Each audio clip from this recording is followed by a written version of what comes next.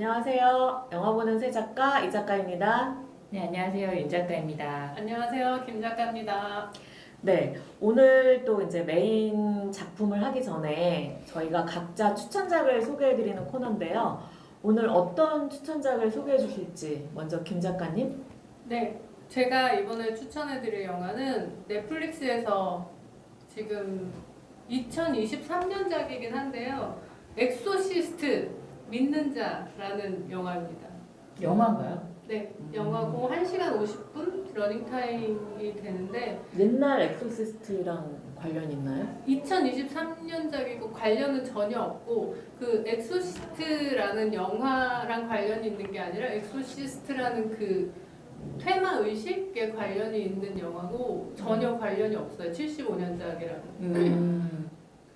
제목에서부터 명확하게 드러나듯이 테마 영화고 안요영한 감독의 처음 보는 배우들의 영화거든요. 네.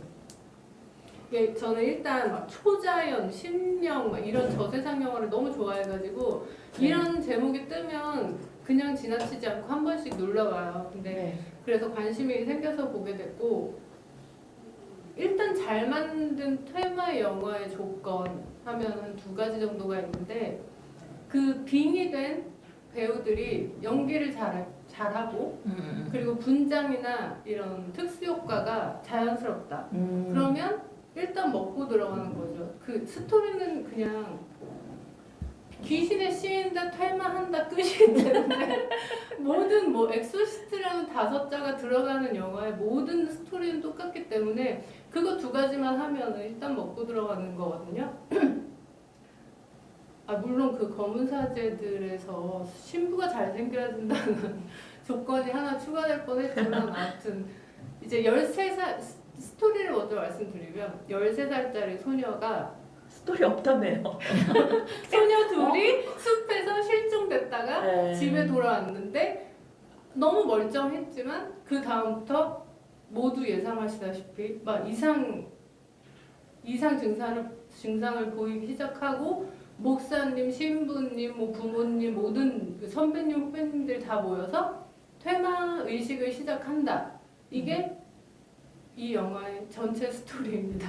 근데 이 다른 엑소시스트 종류의 영화들과 약간 차별화되는 점이 있어서 제가 오늘 소개해 드려야 되겠다고 생각을 했는데 이 소녀와 아버지가 주인공인데 흑인이에요. 그래서 IT 출신의 흑인으로 설정이 되어 있는데 그래서 이 테마 의식이 보통 카톨릭 네. 뭐 기독교 이쪽이 네. 테마 의식을 하는 게 주로 이런 영화의 특징이지만 이 흑인이 IT 출신이라 이 아프리카 토속 신앙에 네. 관련돼서 내용이 들어오거든요. 그래서 그 카톨릭의 의식과 이 아프리카 토속 신앙의 어떤 뭐 의식 이런 것들이 합쳐져서 되게 묘한 분위기를 주는 그런 그 옛날에 장면들이 있어요. 검은 사제들에서 굿하고 사제들이 같이 그 막 그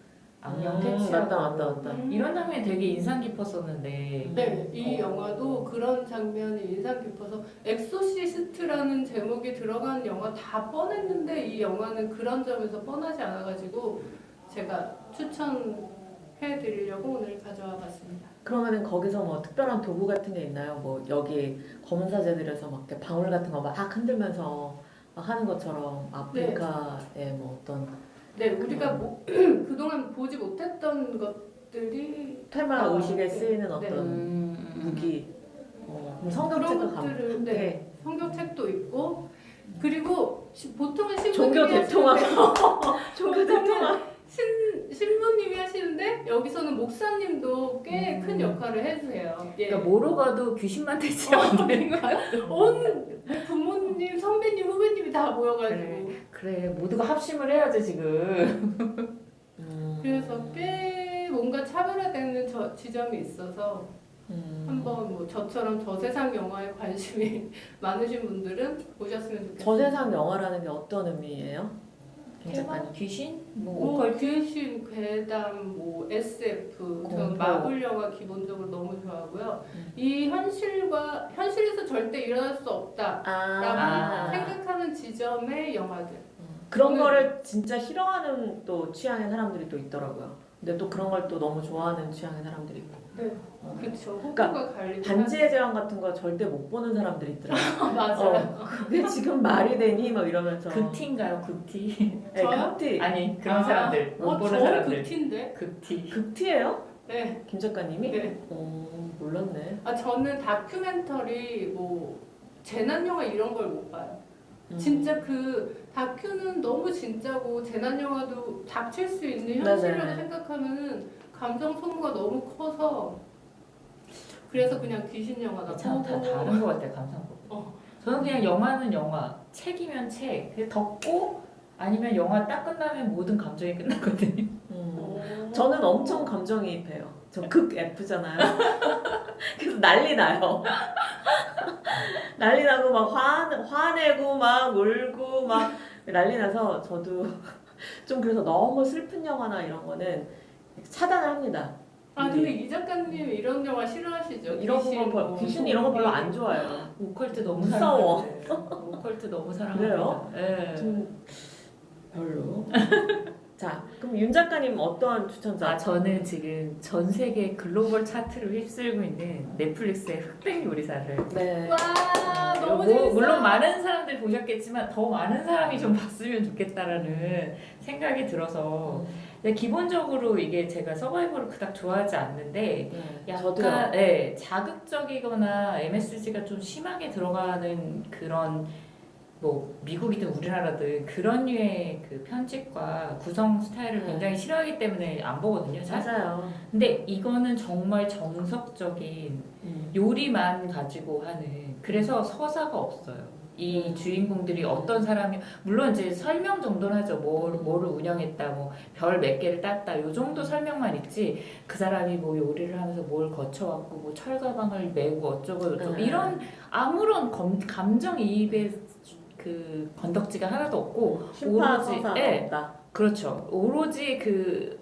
요리 과정과 맛으로만 평가한다는 명확한 어떤 너무나 누가 봐도 그 납득이 갈 만한 마치 우리나라 양궁개처럼 절대적인 어떤 평가가 있기 때문에 다들 이게 수긍이 가는 거예요. 그래서 이게 겉으로 보기에는 이게 흑백의 대결이라는 게 약간 이게 편의적으로 백 요리사라는 사람들은 약간 명성도 있고 어떤 대회에서 뭔가 이런 타이틀이 있는 사람들이고 흑 요리사들은 백종원 같은. 아니 백종원은 심사위원이고요. 심사위원? 나머지 사람들은 다른 데서는 심사를 하는 사람들인데 여기 참가하러 오신 분들이 백족이? 네, 백 네. 요리사라고 불리는 사람들이 나머지 흑 요리사들은 사실은 명성만 없을 뿐이지 그러니까 알려지지 않았을 뿐이지 뭐 예를 들면 한남동에서 가게 몇 개를 운영하고 있다든지 이런 식으로 제야의 고수들처럼 그래서 이 그게 사람이 별로 차이가 없는데? 네, 흑백이? 없어요. 그러니까 이게 명성이 있느냐 없느냐, 타이틀이 있느냐 없느냐 정도의 차이지. 그러니까 일반 대중이 더 많이 아는 사람들이 백조,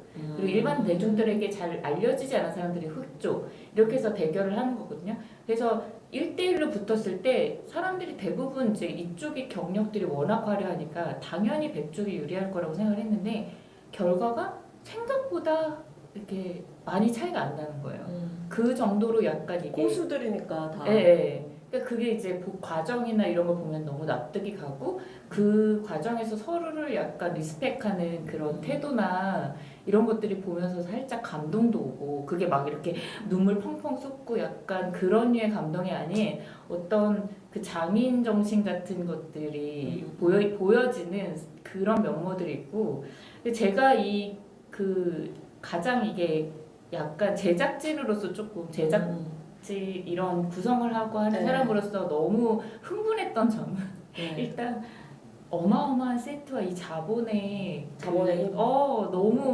너무 아름다운 거예요. 이 모든 게 그 가능하게 했던 이 넷플릭스 오리지널인가? 네, 넷플릭스 오리지널이고요.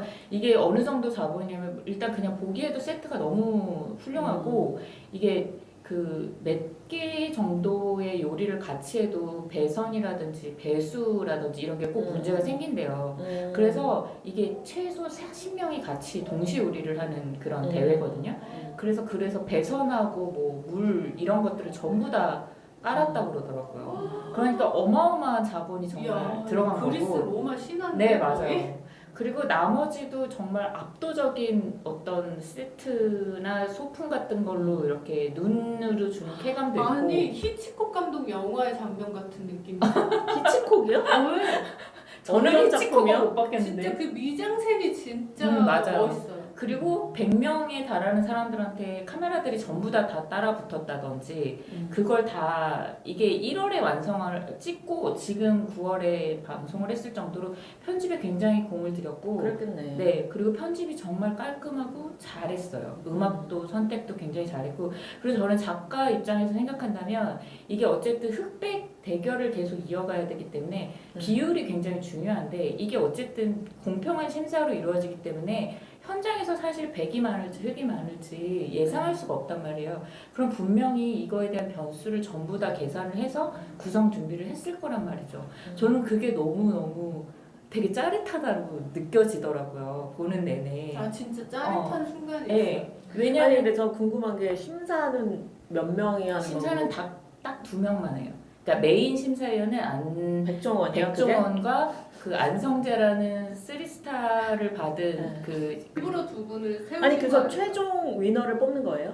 한 명을 그렇죠. 뽑는 최종 거예요? 위너를. 어. 근데 그러면 아직 매회 어떤 다음에 이렇게 그러니까 탈락자가 나오고 그렇죠. 음. 그래서 예를 들면 처음에 100명이 모였는데 음.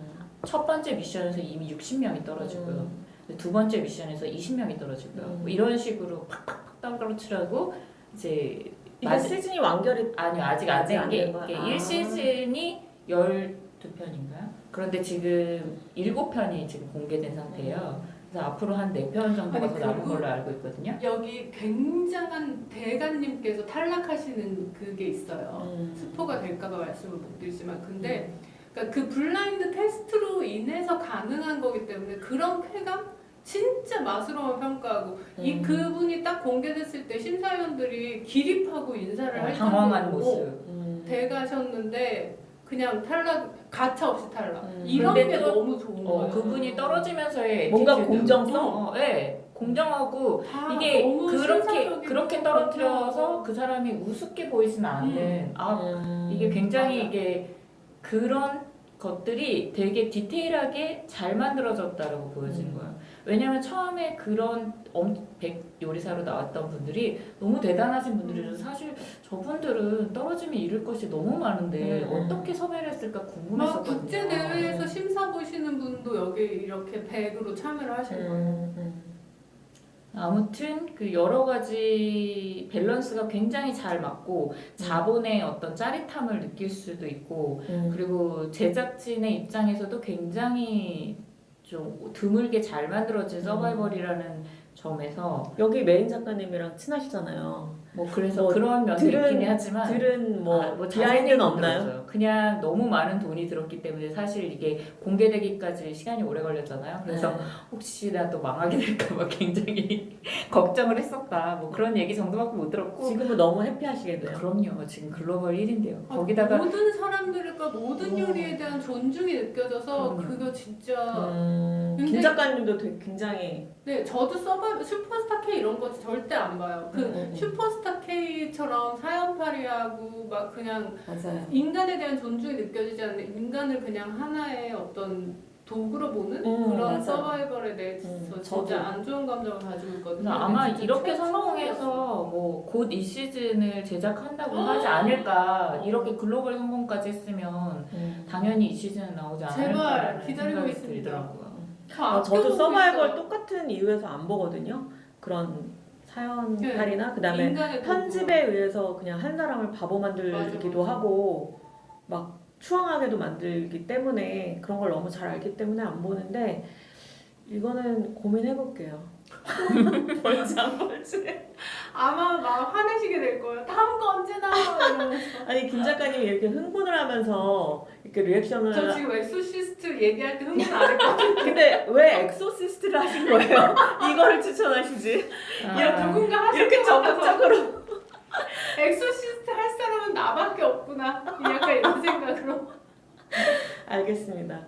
너무 각자 다른 취향의 작품을 해주셔서 감사를 드리고요. 그러니까 저는 좀 옛날 영화 또 한 편이 생각이 나서 좀 예전에 봤는데 이 작품도 조금 발굴되어서 많은 분들이 더 봤으면 좋겠다 싶은 작품이라서 두 분이 보셨는지 모르겠는데 로크라고 보셨나요? 아니요. 로크라고 2014년작인데요. 톰 하디가 주인공이에요. 근데 재밌는 거는 톰 하디만 나옵니다. 응? 그러니까 이게 저예산 영화고요. 톰 하디가 자기의 차 안에서 영화 런닝타임을 다 메꾸는 그런 오, 독특한 너무 신기한데요? 네, 독특한 그런 구성의 영화인데요. 이게 톰 하디가 혼자 나오고 혼자 전화 통화를 하면서 85분 동안 이 드라마, 이 영화가 시작되고 끝이 나는데 이 역으로 LA 비평가협회 나무 주연상을 수상한 톰 하디가 그런 어떻게 보면 대단한 작품인데 개봉도 했더라고요. 근데 정말 거의 알려지지가 않은 영화인데 지금도 넷플릭스에 있거든요. 그래서 꼭 보셨으면 해서 이제 설명을 드리는데 추천을 드리는데 잠깐 이 줄거리를 소개를 하자면 톰 하디의 이름이 로크예요. 이 로크라는 이 사람이 건설 현장에 잘 나가는 감독이에요. 그런데 엄청 큰 프로젝트를 앞둔 전날 밤에 자기 차를 몰고 가다가 한 통의 전화를 받습니다. 근데 이 전화를 계기로 이 사람의 완전히 삶이 그냥 흔들려 버리는데 이 사람이 이 전화를 받고 어딘가에 도착하기까지가 영화의 85분 동안의 이야기예요. 근데 이 너무 특이하잖아요. 근데 상황은 그거밖에 없어요. 이 사람이 운전을 한다. 전화를 받는다.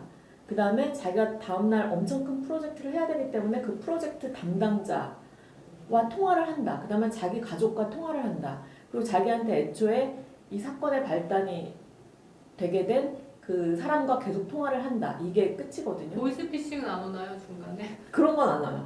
그런 건 안 오는데 한국 영화라면 왔을 것 같은데. 그러게.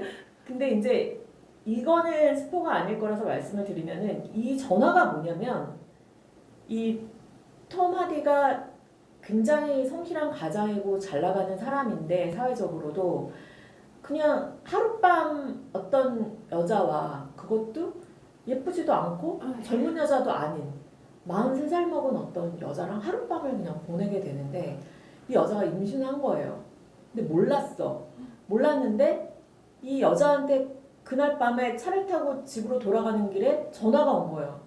지금 아이를 낳으려고 지금 대기하고 있다. 근데 나 당신이 필요하다. 당신 꼭 와줬으면 좋겠다. 여기에 그 여자가 전화가 온 거예요. 그래서 그 여자에게 달려가는 이 남자의 이야기인데 이게 언뜻 좀 이해가 안 되잖아요. 어떻게 가족이 있고 아들도 둘이나 있는 남자거든요. 이런 남자가 이 여자 전화 한 통을 받고 이럴 수가 있을까? 근데 이 남자의 심리가 왜 이 여자가 그 아이를 낳는 그 병원에 달려가는지 그거는 영화 중간에 이 남자의 어떤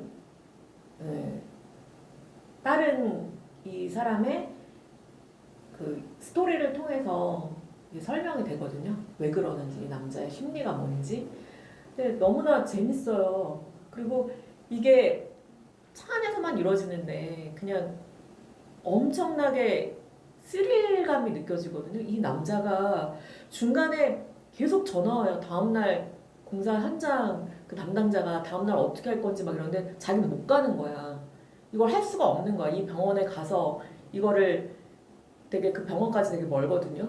그럼 자기는 새벽에 그 현장에 도착할 수 없고 그래서 이거 자기가 왜 그 일을 못 하는지 막 이야기를 하면서 죽어도 그거를 못 하는데 이 사람은 완벽주의자라서 자기 그 부하 직원한테 이 일을 맡겨요. 그래서 그 부하 직원한테 계속 이거를 설명을 해요. 그러니까 그 부하 직원이 도대체 무슨 일이냐, 어머니가 돌아가신 거냐, 뭐냐 그런데 아니다, 아닌데 내가 지금 일을 못 하니까 너가 이 일을 해줘라. 근데 이 사람 전화가 이 사람은 졸지에 자기가 일을 맡게 된 거야. 감독을 하게 된 사람은 얼마나 불안해. 그러니까 계속 전화가 오는 거예요. 근데 그 와중에 또 가족은 그날 굉장히 중요한 영국의 축구 경기가 있어. 그래서 이 경기를 아빠랑 같이 보려고 아들 둘이 기다렸어.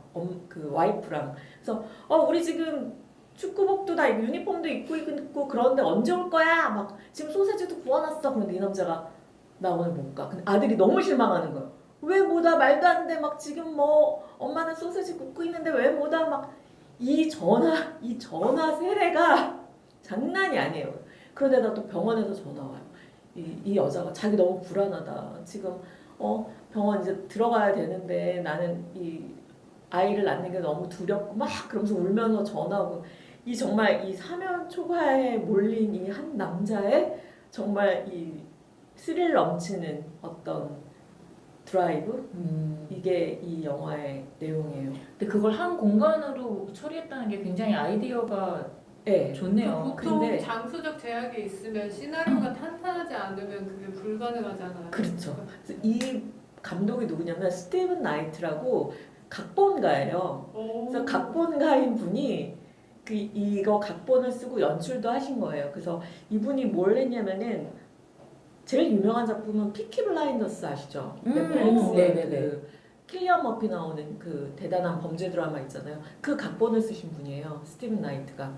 그리고 그 다이애나 스펜서 그 이야기를 다룬 스펜서라는 최근 그 영화 크리스틴 스튜어트 나왔던 거 그것도 각본을 쓰셨고 꽤 각본가로 유명하신 분인데 이분이 이제 연출을 하신 작품이죠. 그래서 각본이 되게 탄탄하고 그 다음에 재밌는 거는 여기에 목소리 연기자가 중요하잖아요. 계속 전화가 오니까 목소리 연기자들이 또 유명한 엄청 사람들이에요? 스타들이에요. 그래서 이 아기를 낳기 위해서 낳기 전에 이 두려워하는 그 43살 먹은 그 아주머니는 올리비아 콜맨 이분이시고 그 다음에 첫째 아들 아빠한테 막 난리치는 그 아들은 톰 홀랜드. 오 진짜요? 네. 와. 근데 그 영국 악센트가 너무 막 재밌어요.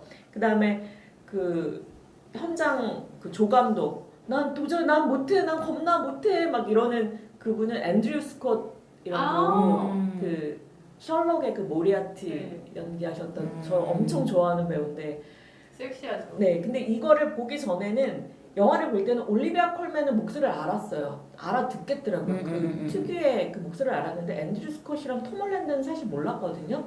근데 영화를 보고 나서 이제 이 정보를 접하고 다시 이제 이분들 목소리 연기를 보니까 너무 더 재밌는 거예요. 목소리를 알고 보니까. 그러면서 특히 톰 홀랜드가 그 아들 역할 하는 그 연기가 되게 재밌었고. 몇 살 때예요? 그러면? 그러니까 이게 2014년작이니까 10년 전이니까 애기 꽤 때구나. 어릴 때 그러니까 아들 역할을 할 수 있었던 것 같아요. 그래서 굉장히 재밌어요. 그러니까 어떻게 보면은 이 남자의 선택에 대해서 여러 가지 생각을 하게 만들거든요. 자기 가족을 버리고 어떻게 보면 버린 거죠.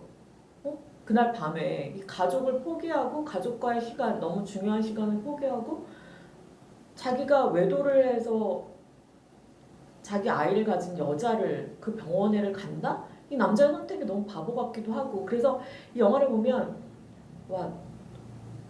뭐 도덕적인 선택이라는 게 도대체 뭘까 새로 이 사람도 어쨌든 자기 생명이잖아요. 자기의 어떤 핏줄? 자기 아들인지 딸인지 아무튼 그런 거에 대해서도 생각을 하게 하고 그래서 이 남자의 선택 마지막 장면까지 나오는데 아마 보시면은 화가 날 수도 있고 그냥 델마 루이스처럼 그냥 자동차가 근데 화가 날 수도 있고 공감이 갈 수도 있고 뭐 여러 가지 그런 어떤 윤리적인 선택의 문제를 조금 다룬 영화가 아닌가 그런 생각이 들어서 근데 이 영화를 아는 분이 진짜 없더라고요. 저도 처음 들었어요. 저도 그러니까. 로키는 알았지만 예, 예. 아니 이런 류의 되게 아이디어가 빛나 옛날에 뭐 폰부스라든지 그 그렇죠, 무덤 안에서 라이언 레이놀즈 뭐 그런 식의 그런 영화들 굉장히 조금 알게 모르게 알려진 영화들 네. 굉장히 많은데 네. 이 영화는 진짜로 처음 들어본 네. 것 같아요. 그래서 이 영화 제가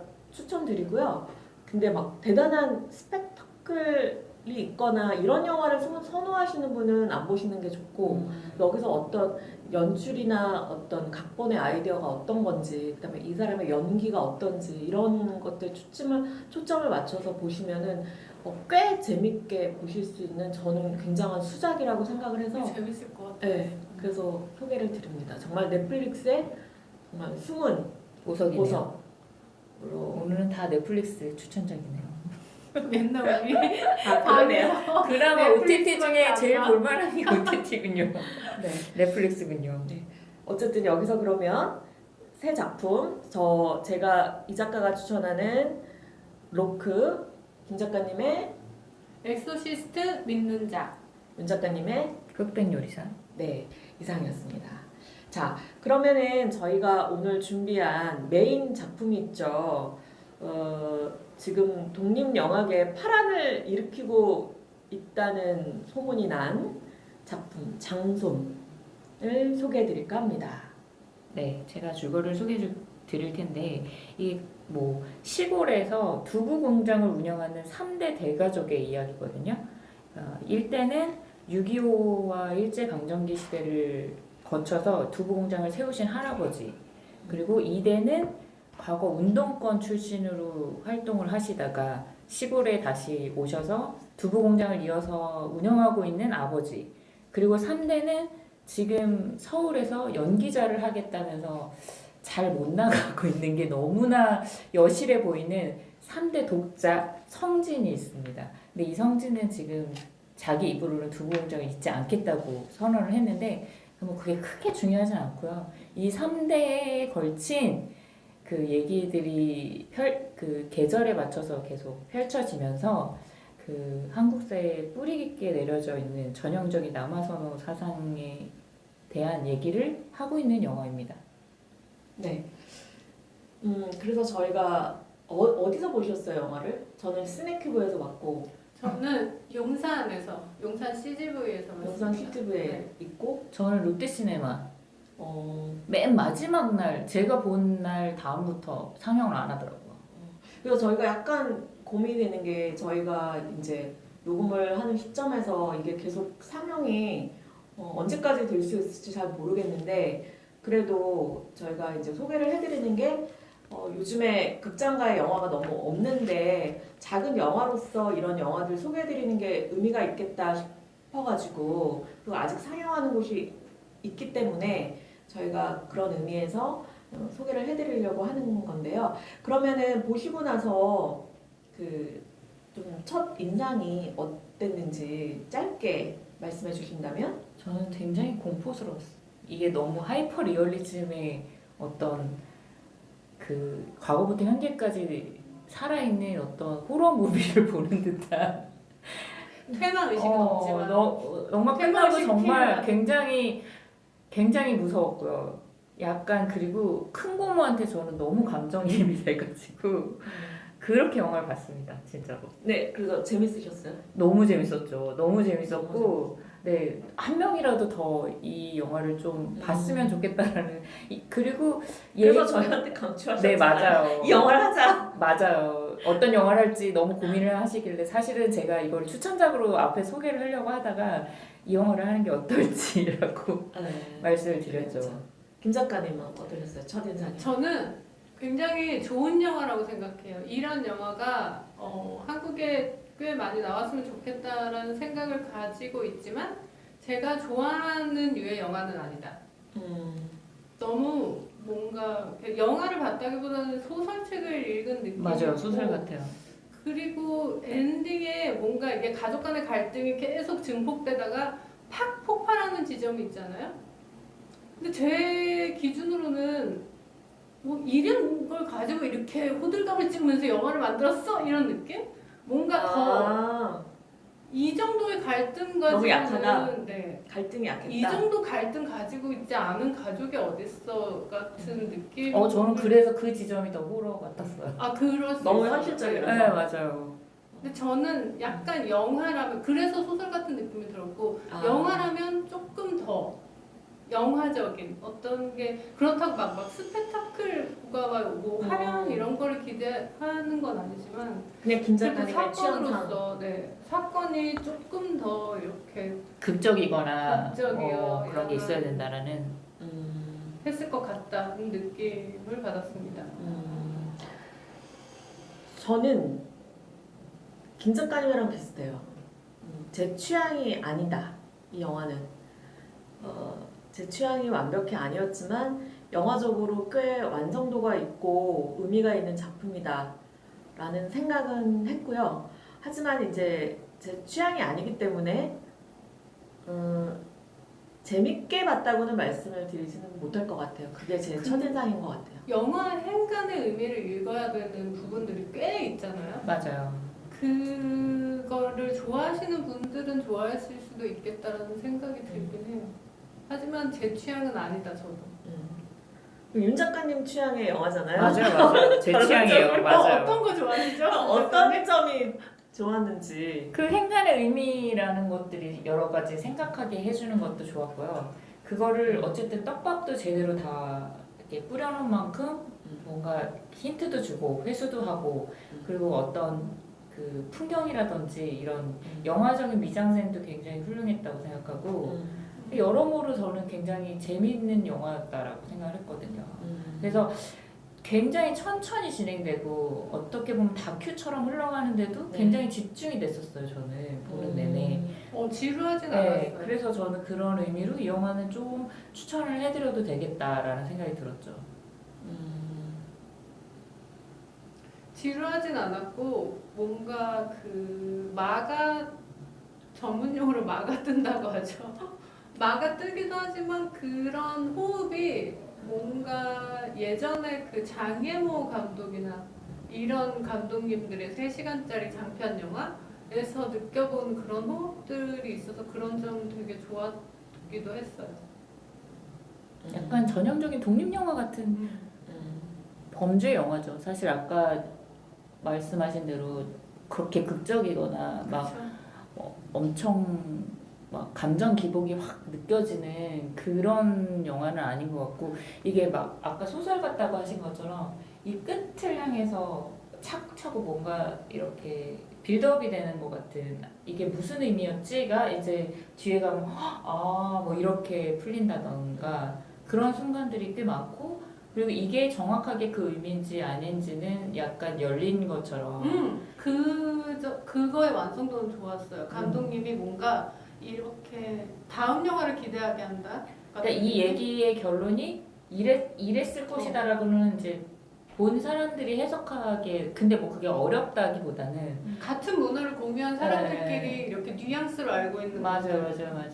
뭐 하다못해 뭐 예를 들면 그 마지막에 할아버지가 손자에게 건네주는 통장 안에 진짜로 고모의 돈이 있었을까? 아니면 정말 고모의 돈이 아닌 정말 할머니 할아버지가 따로 뭉쳐놓은 돈일까? 근데 저는 제가 해석한 거로는 고모 돈이 거기 있다라고 생각하거든요. 근데 고모가 그 조카한테 나는 평생 네가 내 아들이었으면 좋겠다고 생각해왔어 이런 고백을 하잖아요. 그것도 그 엔딩에서 뭐 진짜로 아들에게 물려줄 법한 것들이 이렇게 물려주게 된 거잖아요. 근데 이게 자의가 아니잖아요. 그러니까 영화를 안 보신 분들을 위해서 이 상황을 조금 설명을 해주세요, 윤 작가님이. 어떻게 된 건지. 어디서부터 어떻게 설명을 해야 되지? 그러니까 이게 중요한 어떤 고모의 통장의 행방이잖아요. 맞아요. 네. 이 집의 그 전형적인 아까 제가 말했던 남아선소 사상이라는 거는 남자를 우쭈쭈 해주고 대접해주는 것뿐만이 아니고 어떤 딸들 중에 한 명 이상의 희생이 자꾸 뒤따르게 된다는 이제 그 중에 하나가 이제 큰 고모인데 큰 고모 어느 정도 자세하게 설명해 장손 입장에서 큰 거죠. 장손 입장에서 할아버지의 딸. 큰딸. 큰딸. 근데 이제 큰딸과 사실은 그 사위가 이 두부 공장을 운영하고 있었고 진짜 자기 아들은 서울에서 대학을 다니면서 법학을 공부했다고 하시는데 네. 그렇게 지내다가 사실은 그 아버지가 해야 될 역할을 그 큰 고모부가 대신해 주시다가 사고를 당하셨던 것처럼 얘기가 나와요. 네. 이게 장면이 나오진 않지만 얘기가 흘러가는 가운데 그래서 지금 거의 그 식물인간 상태로 병원에 네. 오랫동안 있는데 그래서 큰 고모는 그 병 간호를 하면서 이 두부 공장에서 일을 하면서 그 받은 그 월급을 이건 큰 고모의 주장이에요. 엄마한테 맡겨서 이제 자기의 그 남편을 돌보기 위한 노후 자금으로 쓰려고 엄마한테 맡겨놨다고 하는데 중간에 어머니가 돌아가시는데 네. 이 사실을 대해서는 아무도 가족 중에 알고 있었던 사람이 없는 거예요. 이 고모가 돈을 맡겼다는 사실을. 그래서 모두가 그 돈이 있었다는 사실 자체를 의심을 합니다. 네. 네. 그래서 그 돈의 행방이 밝혀지지 않은 채 네. 그 고모한테도 돌아가지도 않고 그 돈이 어디 갔는지도 모르는 채로 그 돈의 행방이 사라지는데 네. 마지막에 이 장손이 서울로 다시 돌아갈 때 할아버지가 의문의 통장을 그 장손한테 네, 지어주게 네. 되거든요. 거기에 이제 그 장손에게만 너만 알고 있어라 아무도 모르는 돈이다 하면서 꾸준하게 모았던 돈의 네, 통장을 건네주면서 이 영화가 이제 그 부분에서 끝이 나게 네. 되거든요. 네. 그래서 그 통장에 과연 고모의 돈이 있을까 없을까? 전 당연히 있다고 저도 생각했어요. 당연히 있다라고 생각을 해요. 그 고모가 조카를 자식으로 생각했다고 자기 스스로 말씀하시니 뭐 고모의 책임도 작지만 어느 정도는 있다. 고모의 네. 책임이라고 할 만한 게 뭐가 있죠? 고모는 계속 그러면 아들이라고 생각했잖아 조카를. 그러면 그 정도 근데 그 재산은 자의여야 되잖아요. 제가 그 돈을 그렇죠. 조카한테 줄 때는 내가 널 자식처럼 생각해서 내가 내 돈을 줄게와 네. 나는 내 남편과 노후를 위해서 모았던 다른 목적의 돈인데 남편 간병비 할 어. 거라고 말을 하잖아요. 계속 얘기를 하잖아요. 근데 그 그걸 돈이 누군가가 스틸해가지고 그 너는, 장소를 줬다 그러면은 엄청 열받을 일이고 이거는 범죄라고 생각하거든요. 저도요. 그리고 과연 그 장손이 큰 고모에게 그 돈을 돌려줬을까? 여부도 사실은 잘안 나오죠. 네, 마지막에 그 통장을 열어보는 데서 네. 끝이 나니까. 통장을 열어보면서 그 장손이 미묘한 표정을 짓잖아요. 근데 거기서 저는 안 돌려줬을 거라고. 안 돌려줬을 거라고 100% 생각을 저도요. 하죠. 그리고 네. 발길을 끊었겠죠. 그렇겠죠. 시골집은. 아니죠. 저는 그렇게도 생각 안 해요. 왜냐하면은 이게 계속 되풀이 되잖아요. 지금 얘가 두부 공장을 하기 싫다 그러고 그래서 이 장손의 누나가 있거든요. 누나와 지금 매형이죠. 네. 매형이 같이 두부 공장을 운영하고 있단 말이에요. 이게 같이 계속 반복되고 있다고 생각하거든요. 아 참 누나의 아기가 태어났죠. 딸이 태어났잖아요, 또. 네. 그래서 분명히 연기자가 저는 그냥 좀 비관적으로 안 됐을 거라 생각하고 그러면 할 일이 없어서 저렇게 자기 지금 아버지처럼 다시 이 공장을 뺏어서 또 운영을 하겠죠.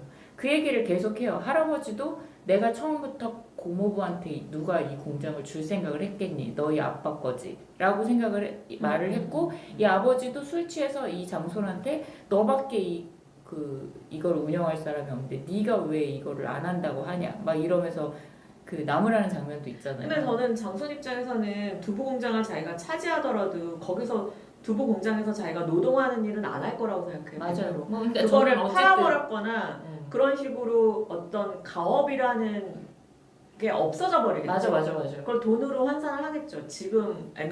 가업이 중요하진 않고 그냥 그 어떤 꿀을 계속 빨아먹는 그런 위치를 계속 차지하게 된다라는 게 되게 소름 끼치더라고요. 그러니까 이 영화는 약간 가부장 제도 안에서 그 가족들이 제사를 통해서 이렇게 다 같이 모여 있을 때 이 연연하게 오랫동안 흘러왔던 그 가부쟁제 안에서 이 가족들 그 안에 숨겨져 있던 상처나 이런 것들이 드러나는 이야기잖아요. 근데 이 이야기들이 저는 신선하지 않았다. 이런 이야기는 진짜 예전 임권택 감독의 영화 뭐 축제가 그 제사 지내면서 그 안에서 가족들끼리 근데 거기서 그러니까 되게 많이 기시감이 드는 어떤 이야기였기 때문에 왜 이 젊은 감독이 이런 이야기를 하고 싶었을까 그런 생각이 영화 보는 내내 많이 들더라고요. 그래서 이런 이야기는 되게 오래된 이야기인데 되게 오래됐고 많이 했던 이야기라서 의미가 없다는 아니지만 왜 그래서 그 젊은 그 감독의 인터뷰를 보니까 자기 할머니가 돌아가실 때 자기가 20살 살면서 전혀 몰랐던 20년 동안 몰랐던 가족의 비밀을 알게 됐대요. 그래서 그게 너무 충격적이어서 보니까는 자기 주변 사람들도 가족 안에 다 한 가지씩 그런 그렇죠, 엄청난 그렇죠. 비밀이나 아픔이나 상처들이 있다는 걸 알게 되면서 이런 이야기를 한번 해보고 싶었다라고 하더라고요. 근데 이게 그러니까 굉장히 어떻게 보면 보편적인 이야기잖아요. 그 가족 안에 다 상처가 있고 그다음에 남자 여자 차별이 있고 그다음에 제자리 지내니 안 지내니 뭐 그런 다툼도 있고 그 안에서 돈 문제 결국엔 돈 문제잖아요. 이 영화도 그 돈을 누가 차지하느냐 유산을 누가 가져가느냐 이런 문제들 그러니까 너무나 진짜 보편적인 가족에 대한 이야기인데 이 영화에서는 결국 제가 느끼기엔 이 감독은 이제 이런 엄청난 이 가부장의 흐름 이거는 이제 그만해야 되지 않나라는 이야기를 저는 한다고 느꼈거든요. 그래서 근데 그게 굉장히 직접적으로 드러나진 않지만 마지막 장면을 통해서 그 할아버지를 이렇게 롱테이크로 비춰주는 그 장면에서 저는 이제 이 1세대는 이제 떠나가는 세대 맞아요.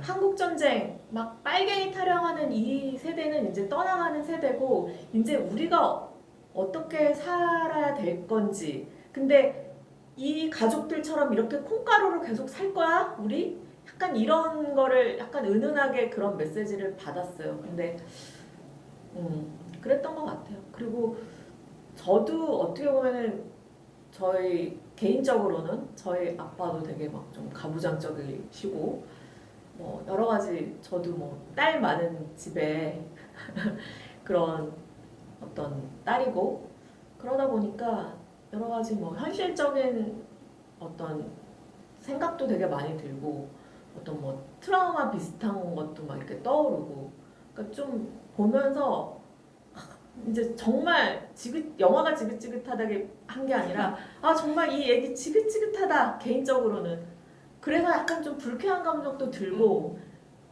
그랬어요. 근데 이 영화의 장점 중에 하나는 그럼에도 불구하고 이 이야기가 신선하진 않았지만 이 이야기를 심파로 풀지 않았다는 게 저는 되게 좋았어요.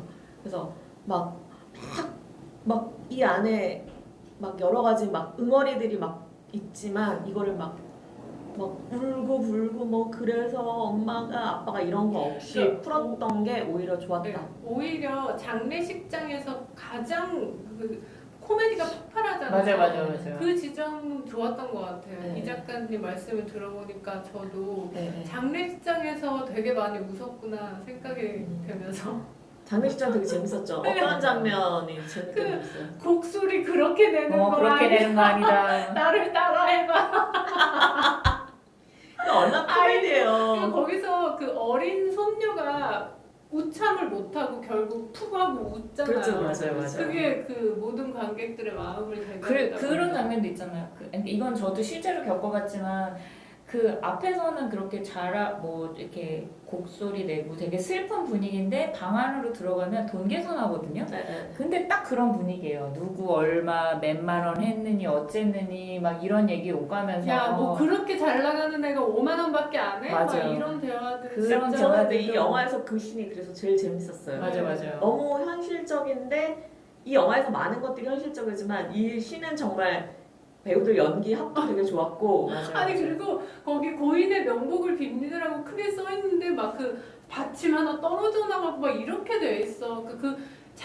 허례허식이 얼마나 의미가 없는지 맞아요. 같은 것들을 그런 미장센을 통해서 보여줬다고 할까? 그런 게 굉장히 센스 있다고 느껴지긴 했어요. 감독님. 그래서 장면마다 굉장히 공도 많이 들이고 네. 공을 많이 그- 들이는 네. 티가 나요. 꽃상여도 되게 우리 한국 영화에서 되게 오랜만에 보잖아요. 맞아요. 꽃상여에도 막 그 다이소에서 산 것 같은 크리스마스 장식들 이런 게 달려 있고 이런 게 그 감독님이 우리가 보통 전통 문화라고 느끼고 하는 따르는 것에 대해서 감독님의 시선이 어떤지 같은 게 그런 데 드러나 있어서 감독님이 꽤 그래도 다음 영화가 기대된다. 맞아요. 저도 다음 영화가 기대되더라고요.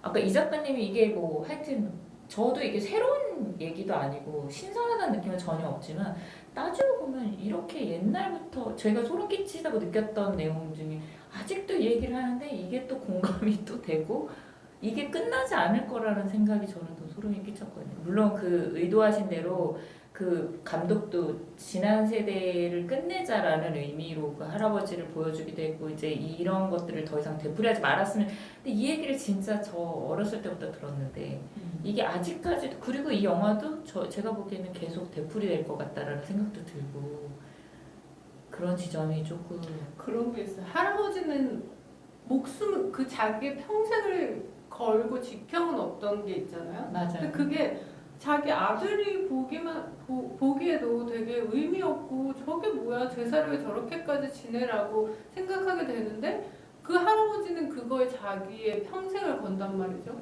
그러니까 우리도 다른 세대가 보기에 되게 의미 없는 어떤 것에 나의 평생을 걸고 있진 않을까?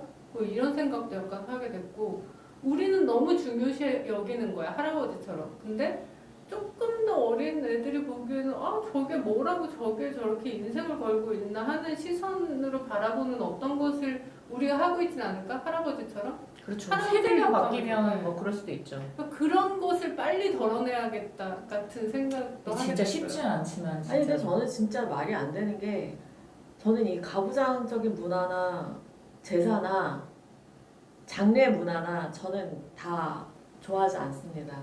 예, 커밍아웃을 먼저 할게요. 정말 저도 저 죽으면 제발 장례식 하지 네. 말라고 지금부터 얘기하고 있어요. 저도 정말 그런 거에 대해서 되게 반감이 심하기 때문에 말이 안 되는 게 이 제사라는 게 정말 이런 식의 제사 조상들에 대한 제사가 그 조선시대 거의 뭐 중후반부터 이게 시작이 된 거라고 하잖아요. 근데 지금 2024년이잖아요. 근데 지금 우리가 2024년에 살면서 조선시대의 어떤 법과 제도나 관습을 우리가 하는 게 다른 게 있나요? 조선시대 법으로 지금 2024년을 살 수가 없잖아요. 그렇죠. 근데 조선시대에 했던 전통 관습 문화를 지금 똑같이 한다? 그리고 그거를 지금 강요를 한다? 그게 정말 말이 안 된다고 생각하는데 이게 그 사람이 우물에 빠져 있으면 거기가 우물인지 모르고 거기가 바다인 줄 알잖아요. 그럴 수 있잖아요. 저는 그런 거랑 똑같은 거라고 생각을 하거든요. 여기에 빠져 있는 사람은 이게 뭐가 잘못됐는지 몰라요. 할아버지처럼. 그게 예 거기에 이 영화의 할아버지.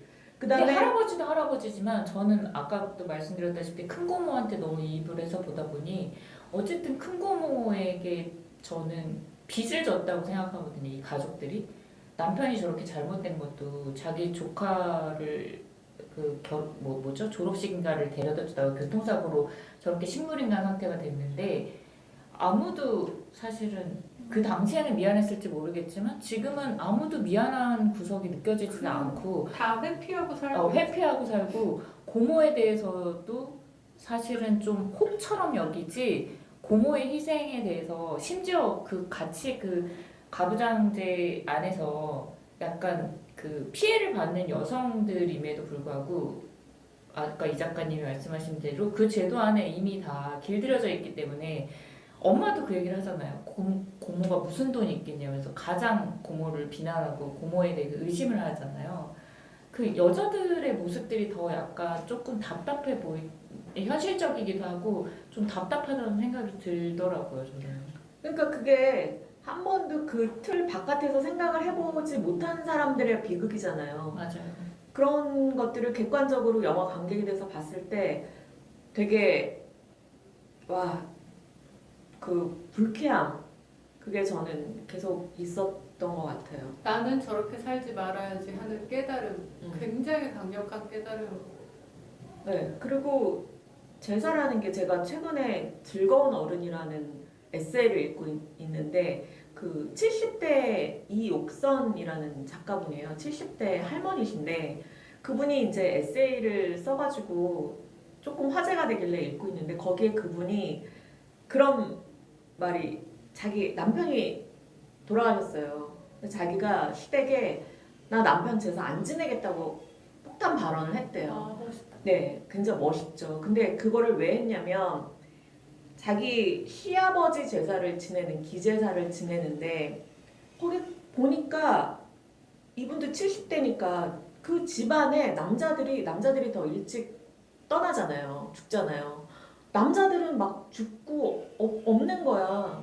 그러니까 이 집안 성씨 그러니까 장손이라는 게 그 개념이잖아요. 성을 물려받는 가부장이라는 게 성을 계속 물려받는데 다른 성씨 여자들만 그 기제사에 모여가지고 그 제사를 지내고 있는 게 자기 너무 아이러니하다고 생각을 맞아요, 했대요. 맞아요. 오, 정말 네. 멋있다. 네, 너무 아이러니하다. 그래가지고 자기 남편 제사도 안 지나겠다고 했대. 그랬더니 손위 동서가 의외로 동의를 하셨다는 거예요. 그래서 자기가 정말 운전을 하면서 오는데 정말 와 이제 나는 자유다 하면서 소리는 안 질렀지만 정말 그런 마음의 정말 어떤 외침이 있었다면서. 근데 이분도 나이 드신 분이거든요. 근데 이분이 엄청 앞서가고 있잖아요. 우물밖에 나가셨네. 네. 근데 저는 이런 60대, 70대, 그리고 40대, 50대가 저는 지금은 충분히 많다고 생각을 하거든요. 그렇기 때문에 그런 사람들이 이런 문화를 저는 바꿔나갈 거라고 저는 확신을 해요. 그래서 아까 윤 작가님은 이게 계속 반복될 거라고 하신다고 했는데 저는 이런 문화를, 가부장 문화를 끊어내고 싶은 사람들이 있다. 그리고 그런 사람들이 점점 많아지고 있다. 이미 그래서- 좀 끊어지고 있는 느낌이기도 네, 하고. 지금 추석 설 때 해외 나가는 사람들 계속 뉴스에 나오잖아요. 그러니까 그런 우스갯소리도 있잖아요. 조상한테 복 받은 사람들은 해외 놀러 가고 맞아. 조상한테 그런 우스갯소리 맞죠. 못 받은 사람들만 제사 지내고 있다고 그게 그 말이 사실 맞는 말이잖아요. 그리고 이 이옥선 작가님 이 즐거운 어린이라는 책에서 그런 말도 하셨더라고요. 이미 코로나 3년 동안에 제사 안 지내는 경우도 많았잖아요. 못 오고 막 이러니까. 근데 그때 조상님이 벌을 내리지 않는구나라는 다 체험했다는 거야. 체험을 했기 때문에 자기는 그 깨달음도 있었다는 거죠. 그리고 많은 사람들이 그런 깨달음을 얻었을 거다. 근데 저도 거기에 동의가 되더라고요. 근데 이게 조상한테 제사를 제대로 안 지내면 조상이 우리한테 벌을 내릴 거다. 이게 우리의 그 제사 문화에 곁들여서 기복이 또 있는 거예요. 그러니까 복을 받기 위해서 제사를 지내는 거야. 그러니까 이런 거를 잘못됐다는 거죠. 이거는 제사의 참 의미도 아니고 제사라는 거는 자기 조상한테 어쨌든 감사를 표현하는 그런 그리고 건데. 돌아가신 분은 기리고 기억하고 그렇죠. 추모하고 추모하다. 저는 그건 좋아요. 근데 이거를 안 하면 벌을 받고 자손이 잘못되고 어디가 부러질 것 같고 이러니까 막 상다리 부러지게 이렇게 해가지고 윤 작가님은 근데 그 되게 재미있는 장면 중에 하나가 그 제사를 지내는 현장에서 그러니까 할아버지의 와이프신 할머니께서 저기 조상님들께서 떡을 맛있다고 드신다 막 이런 맞아요. 저거 드시고 맛있다고 하시네 막 이런 얘기를 하니까 옆에서 딸이 엄마 근데 그분 한 번도 뵌 적 없지 않아? 이렇게 물어보잖아요. 그 두 분의 대화가 너무 이 영화 전체의 어떤 이런 분위기를 상징적으로 보여준다고 할까? 그 장면이 되게 깊었어요. 그 중간중간 코믹한 장면들이 되게 윤활 역할도 네. 잘해주고 맞아요. 재밌었어요. 어떤 장면이 제일 코믹하셨어요? 아까 말했던 그 장례식에서 돈 세고 있었던 그거를 그런 장면들. 다 얘기하네. 또 그 장례식에서의 그 관을 뭘로 하실 건지 수의를 뭘로 하실 건지 그거를 고르는데 그걸 안내하는 그 여자 알바생이 느껴지는데 어린 학생이 너무 밝은 얼굴로 웃으면서 마지막 가시는 길. 그렇게 아. 밝게 얘기했었나? 네, 약간 난 약간 이렇게 그냥 무미건조하게 얘기했다라고 생각을 했는데. 무미건조해야 하는데 굉장히 미소를 띠고 있었어요. 그게 막 밝게는 아니지만 미소 띈 얼굴로 굉장히 그냥 저도 그 장면 보면서 저런 때는 진짜 사실 저게 비싼 게 의미가 거의 없는데 그러니까요. 저걸 누가 봐도 상술인데 근데 그렇게 하지 않으면 또 않으면 죄책감이 느껴지는 그러니까 거예요. 마지막인데 내가 이 돈을 아끼면 안 될 것 같은 평생 그런. 미안할 것 같아. 그래서 우리나라는 그게 다 허례허식이라니까. 맞아요. 왜 태어나서 결혼하고 죽는 순간까지 남을 의식해야 되는지. 맞아요.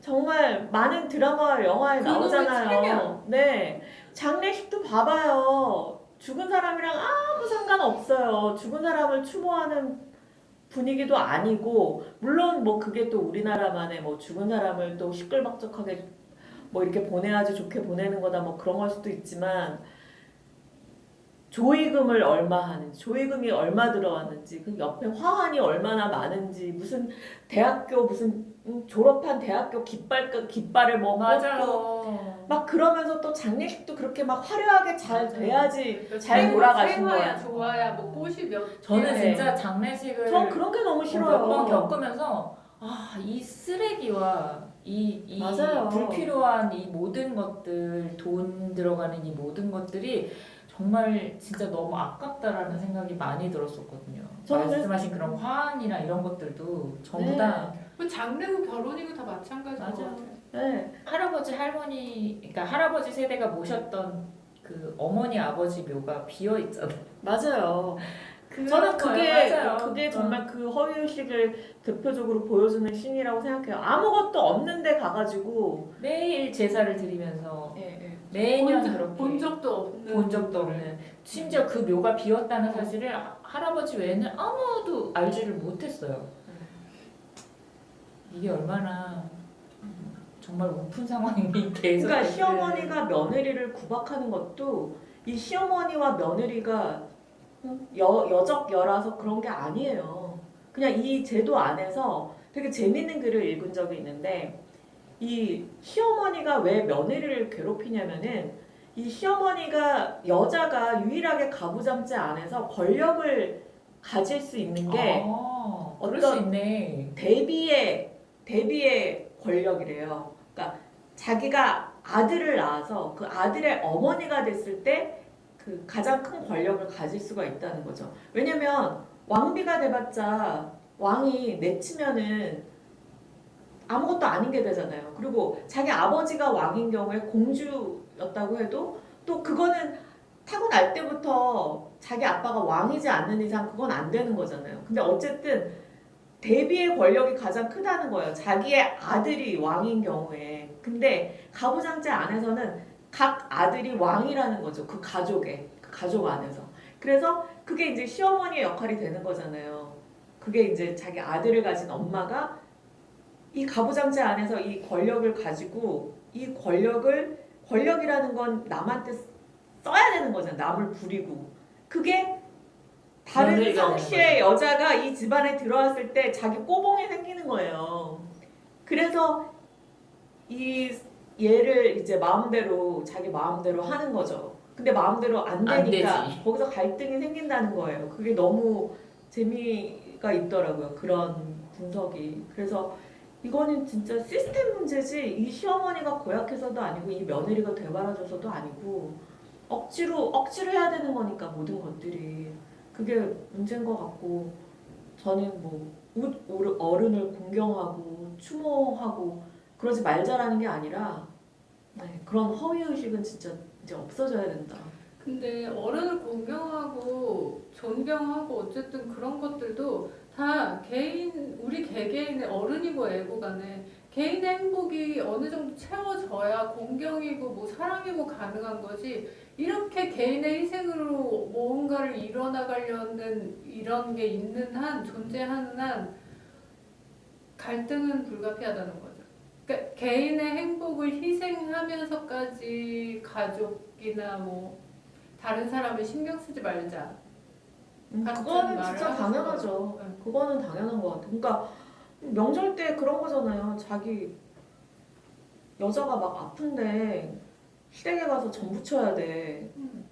그러면 아픈 사람이 편하게 있는 게 우선이지 거기 가서 전을 붙이는 게 우선이 아닌데 이게 거꾸로 되면서 거기서 남편이 내 편을 들었니 안 들었니 이런 맞아요, 걸로 또 맞아요, 싸우게 되는 거고. 그게 또 명절 핫이슈로 떠오르면서 그렇죠. 그런 예가 너무너무 많잖아요. 그래서 저는 앞으로는 가족 영화 중에 이런 영화를 더 이상 보고 싶지 않다. 정말 좀 미래 가족의 근데 저는 그 예전에 이 영화를 보면서 그 영화가 생각이 나더라고요. 김태훈 감독의 가족의 탄생이라는 영화 아시죠? 근데 그 영화가 찾아보니까 20년이 됐더라고요. 20년 전의 영화인데 그 영화는 굉장히 그 당시 혁신적이었던 게 새로운 가족 형태, 그러니까 핏줄이 아닌 가족 형태가 가능하다는 걸 제시한 영화인데 정말 이 영화는 훌륭했다. 근데 그 영화가 나온 지가 20년 전인데 지금 20년 후에 장손이라는 영화가 아직까지 만들어지고 있다는 거는 이거는 문제다. 그 다음에 고레에다 히로카즈가 어느 가족이나 그렇게 아버지가 된다나 응? 아무도 모른다나 그런 영화에서 계속해서 이야기하는 게 그거잖아요. 핏줄이 아닌 지금은 이제 새로운 가족 형태가 어떻게 가능하고 왜 이게 가능해야만 하는지를 계속 얘기를 하잖아요. 저는 그 히로카즈의 그런 메시지를 정말 좋아하거든요. 그리고 앞으로 가족의 형태나 가족 관계나 이런 것들이 많이 변해야 된다고 생각을 하고 제가 그런 거 굉장히 관심 많아요. 그래서 앞으로는 좀 새로운 그런 대안을 제시하고 그런 상상력을 펼치는 더 훌륭한 영화들이 좀 많이 나왔으면 좋겠다. 더 이상 이 장손이 아니라 이 장손을 뛰어넘는 앞으로 그런 영화들이 나왔으면 좋겠다. 이런 영화가 아니라 이런 이야기는 이제 정말 더 이상 좀 반복되지 않았으면 좋겠다. 그런 생각이 많이 들었어요. 그래서 몇 점? 저는 이 영화 자체는 2점 드릴게요. 5점 만점에. 네. 저는 3점 드리겠습니다. 영화의 존재 가치는 있다고 생각하지만 저는 개인적으로 제 취향은 아닌 영화였고 그 영화가 가지고 있는 메시지는 충분히 생각해 볼 만하다. 네. 지금 이 작가님 말씀하신 이 모든 가치관들을. 네. 네, 그리고 저도 영화 자체의 완성도는 2점보다 높게 드리고 싶은데 영화라는 게 솔직히 개인 취향으로 맞아. 보는 거잖아요. 그랬을 때는 이제 2점. 저는 제 개인 취향이 딱 들어맞는 영화였고 만족도가 높았기 때문에 저는 4점. 매우 좋았습니다. 저는. 그래서 이 영화가 되게 평도 좋고 좋아하시는 분들도 많아서 궁금하신 분은 좀 꼭 보시고 또 저희 얘기를 좀 리마인드 하시면 또 새롭지 않을까라면서 2점을 주신 입장에서 관람 부탁드릴게요. 네. 저희 그럼 다음 시간에는 조금 더 좀 재밌고 핫한 영화들로 더 얘기거리가 풍성한 영화나 작품으로 돌아오겠습니다. 안녕. 안녕.